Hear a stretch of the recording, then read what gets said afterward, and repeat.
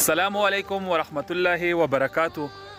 وختي مې د مخې ته یو پوسټ تیر شو چې یو خنزیر پلار خپله د ورځو ماشومه وجلې ده.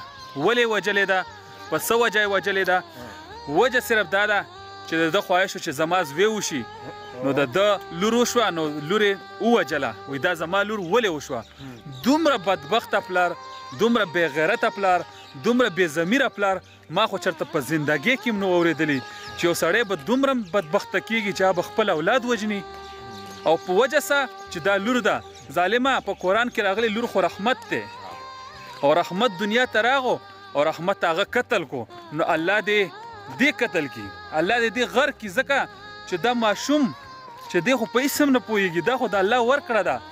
او به دغه بد دعا مې را دې سړي دپاره چې الله دې په ټول عمر په دې اولاد پسې دې وجړول کړي، ځکه چې دې بس اولاد یې الله د ده پیدا مه کړه، د اولاد قدر ونه کو.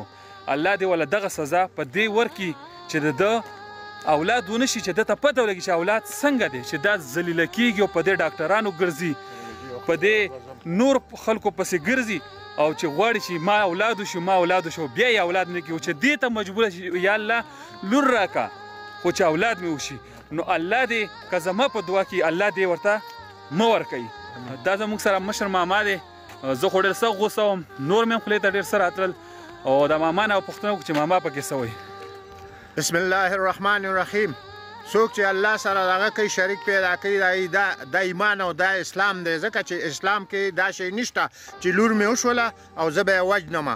نو دی چې کوم دی د خدای نه نه امیده دی، د خدای تباه و برباد کړي. او چې دی په دې پښتون هغه کې وی پنجابی مونږ سره نږدې وي، نو دی به د خلکو خوړلی اورې که نه. او دا اسلام کې دا شیزونه نشته. اسلام کې که لور راله د پیغمبر علیه صلات وسلام چې کوم دی په لور بیبي به خوشحالېدو، ټول امت په لور باندې مخکې خوشحالېږي. لور خو رحمت دی. وجه څه ده؟ وجه صرف دا ده چې د قرآن نه لرېوالی دی، د دین نه ناخبرتیا ده. ځکه خو وایو دغه پنجابیانو ته دې ته والله که نه د غسل طریقې زده، نه د مانځه فرض ده، نه ورته مونځ ده، نه یې کوي، د علماو نه لرې دي. نو ځکه درته وایو چې د علماو سره کښېنئ، علماو نه زده کړه وکئ، تبلیغ کې لاړ شئ، دومره څه زده کوئ چې تاسو ته پته وي چې او د اولاد څه حق دی، د بچي څه حق دی. نو دغه بدبخته به دا کار نه کولی. او که دا په پښتنو کې وي، نو انشاءالله په پښتنو زه دومره امیدوار یم او دومره امید لرم د پښتنو نه چې پښتانه هېڅکله داسې کار نه شي. خو دا و دغه پنجابي بې غیرته بچی و، ځکه خو یې داسې کار وکړو.